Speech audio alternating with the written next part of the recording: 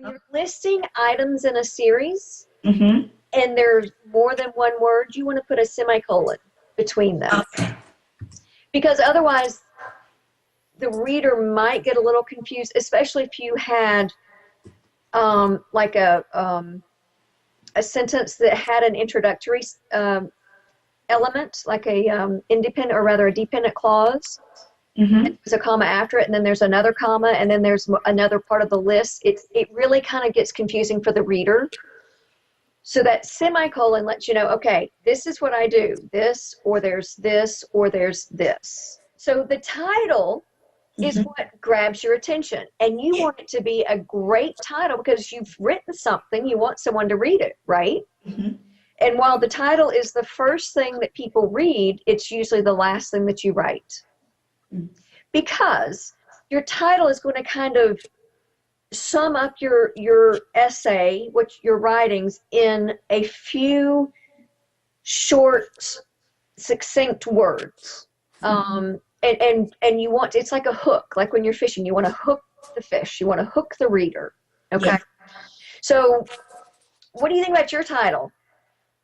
Um, Kind of boring. Or we could even say kind of non-existent. Yeah. We could say that, couldn't we? Yeah. So we'll work on that. Yeah. The next thing that keeps what, so you've read the title and you think, okay, I think I want to keep reading this. Mm-hmm. And you read the first paragraph. What, do you always then just keep reading? Or does the first paragraph come, sometimes you start reading and you go, yeah, that's not what I want to read. Yours, you got off to a great start. A phone can only do good for a child in the era of technology. Good, tell me more about that. So when we're writing essays, Mm-hmm. the topic paragraph, you need more information. I mean, technically a paragraph is 4 to 5 sentences, and this one's 2. Yeah. So we need to give a little more information. Give an example in that instance, okay? Okay. And then, because your topic sentence is basically a cell phone can keep a child in touch with friends or family, it can keep him safe, and it can teach responsibility. So that should be your last sentence after 3 or 4 other ones. Okay. Okay? Excuse me. Now, another little thing that we'll talk about with persuasive. Mm-hmm. Persuasive, you need to use facts. Okay. Yeah, I was looking on the internet for facts, but when I looked up like child with phone versus not phone, Mm-hmm. it was more just arguments. So. Correct. And and the conclusion paragraph. So here's the thing about a persuasive essay. I don't know if you've heard this before, but the first paragraph, you tell them what you're going to tell them. Yeah. The second, third, fourth paragraphs, then you tell them. Yeah. And then the last paragraph, the conclusion, you tell them what you've told them. Yeah. And so one thing most teachers are going to immediately say, you may not say this, is in conclusion. Oh. Right. That's a typical rookie mistake right there.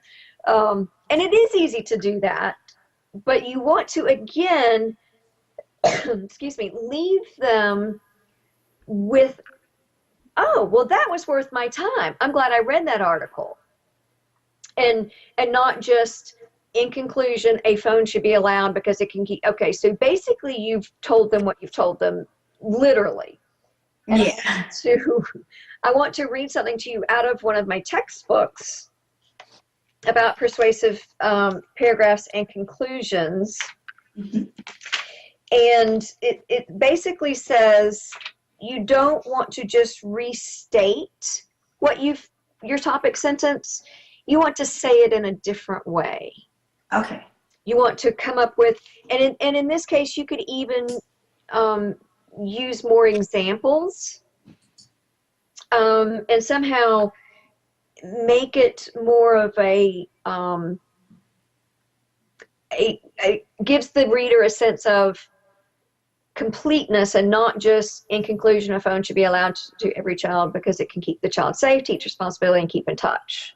Yeah. It needs to have a little more, and at this point I'm going to use the word fluff, just to kind of round the whole thing out.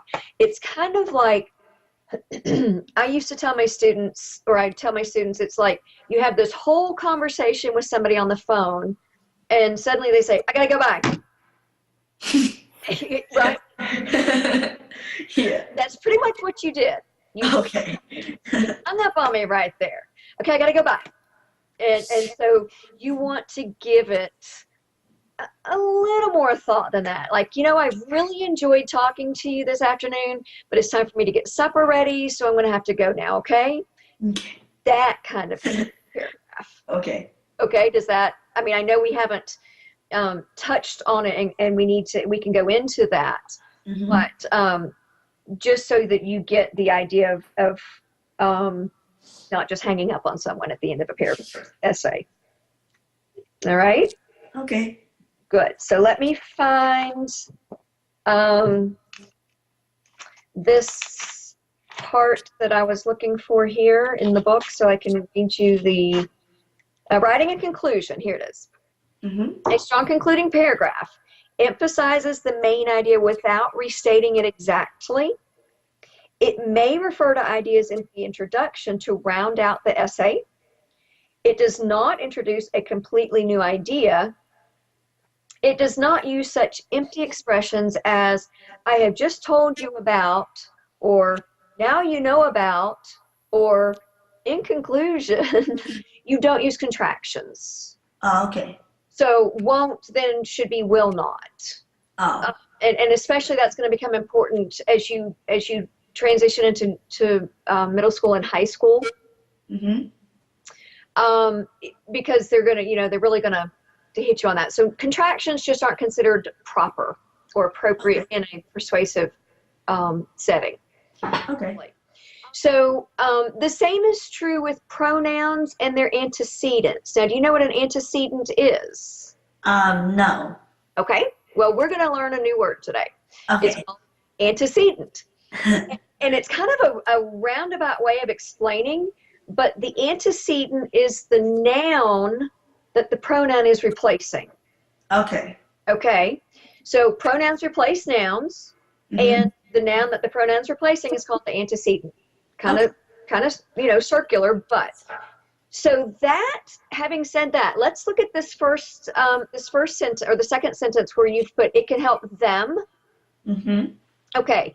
Them is your pronoun. Can you go back and find the antecedent, the noun that it's replacing? Actually, that's wrong, but I have child. Correct. So child is what? Singular or plural? Them is? Plural. Right. So that's why on all of those I made those corrections. Everywhere you have them, not everywhere, but almost everywhere you have them, Mm-hmm. it needs to be either him or her.